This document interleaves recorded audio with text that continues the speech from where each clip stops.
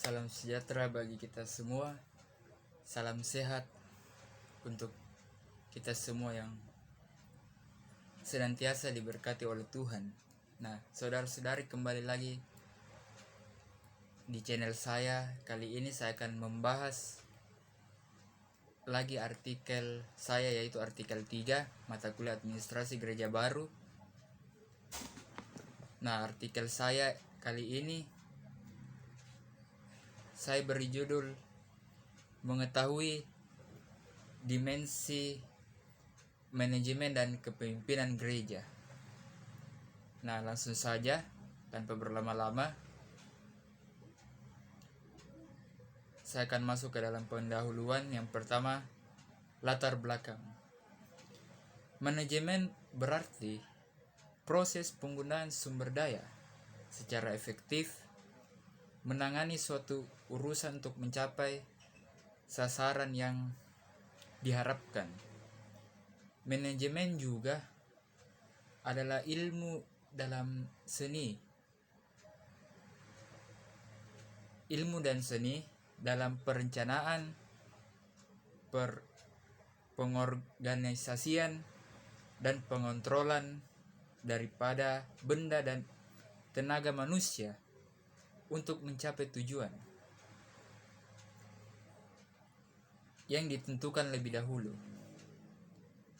Pengertian di atas kita harus mampu memahami untuk kita bagaimana bermanajemen di dalam gereja, dan tentunya pengertian di atas sangat membantu kita untuk mempraktekkan pengertian di atas untuk kita pakai saat bermanajemen nantinya.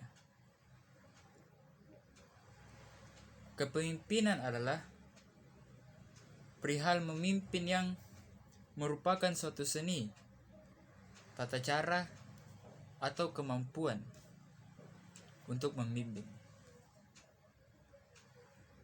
menuntun seseorang atau kelompok, dan mempunyai visi dalam pribadinya sebagai landasan berpijak untuk mencapai cita-cita ataupun tujuan organisasi tersebut.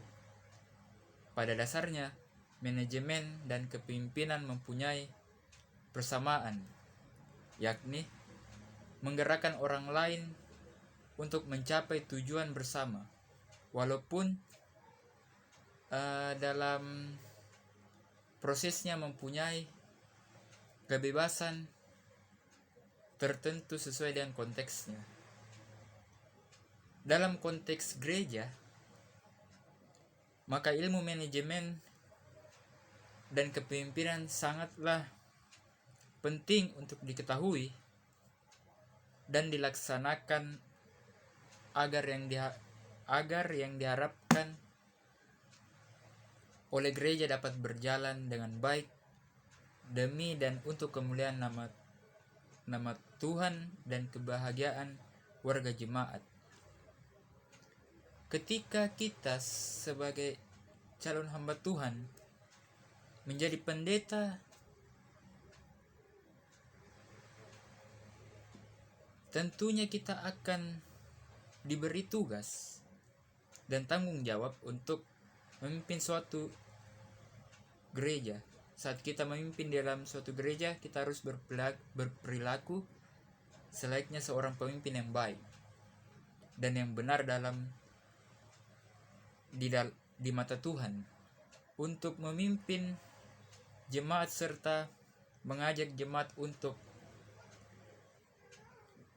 sama-sama saling peduli terhadap gereja, untuk gereja yang dipimpin tetap kokoh. Baik, yang kedua saya akan masuk di dalam metode. Adapun metode yang saya gunakan adalah metode deskriptif, di mana ada data-data yang saya gunakan untuk menjelaskan secara spesifik tentang adanya peristiwa dan masalah dan melihat dan mengetahui manajemen dan kepemimpinan dalam gereja seperti apa. Yang ketiga, saya akan masuk ke dalam pembahasan gereja dan kepemimpinan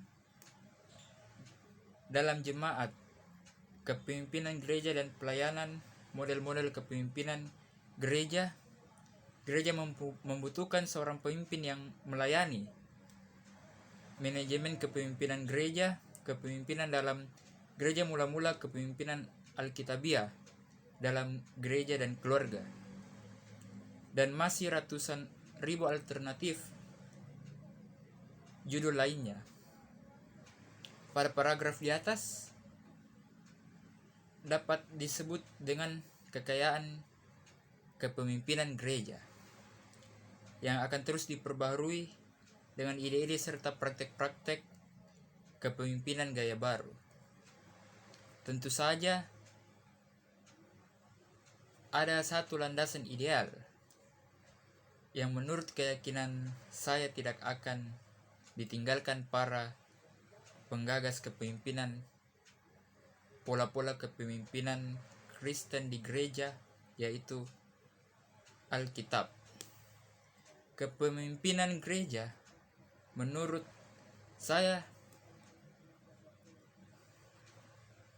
tentu saja tidak akan terlepas dengan pola kepemimpinan Alkitabiah.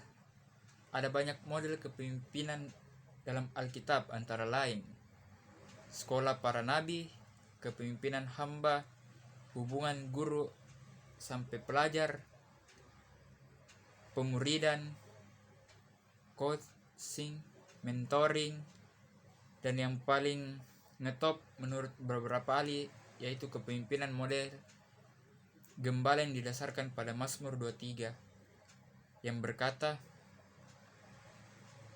Tuhan gembalaku yang baik. Mazmur ini dimulai dengan pernyataan meyakinkan, yaitu Tuhan adalah gembalaku, takkan kekurangan aku. Mazmur ini menjadi salah satu nyanyian yang paling dikenal dan dihargai dalam literatur Perjanjian Lama yang ditulis. Mazmur ini merupakan hasil refleksi Daud terhadap tugas Tuhan sebagai gembala sampai pemimpin bagi rakyatnya. Gereja tentu tidak begitu saja digambarkan sebagai kawanan domba dan kepemimpinan, entah itu penatua, syamas, pastor, pendeta digambarkan sebagai gembala. Baik, saya akan masuk dalam kesimpulan artikel ini. Manajemen dan kepemimpinan gereja sebaiknya sangat diharapkan mengikuti kehidupan Yesus sebagai gembala yang baik, yang dimana ia peduli pada domba-dombanya, baik individu maupun kawanan. Fungsi utama pemimpin gembala merawat, membimbing, dan berani mengambil risiko dengan cara yang efektif, hendaknya dipraktikkan dengan penuh tanggung jawab. Yang terakhir, saran dari artikel ini yaitu dari saya saran saya untuk artikel ini, artikel yang saya kerjakan untuk pembaca tidak hanya dibaca saja, tetapi sangat diharapkan memahami artikel saya ini, karena ini sangatlah penting ketika menjadi pemimpin di dalam suatu gereja. Demikianlah penjelasan dan pembahasan artikel yang ketiga saya ini, mata kuliah administrasi gereja baru. Kiranya saudara-saudari tetap setia menonton video saya yang berikut yang masih berhubungan tentang artikel-artikel administrasi gereja baru. Terima kasih. Tuhan memberkati dan salam sehat.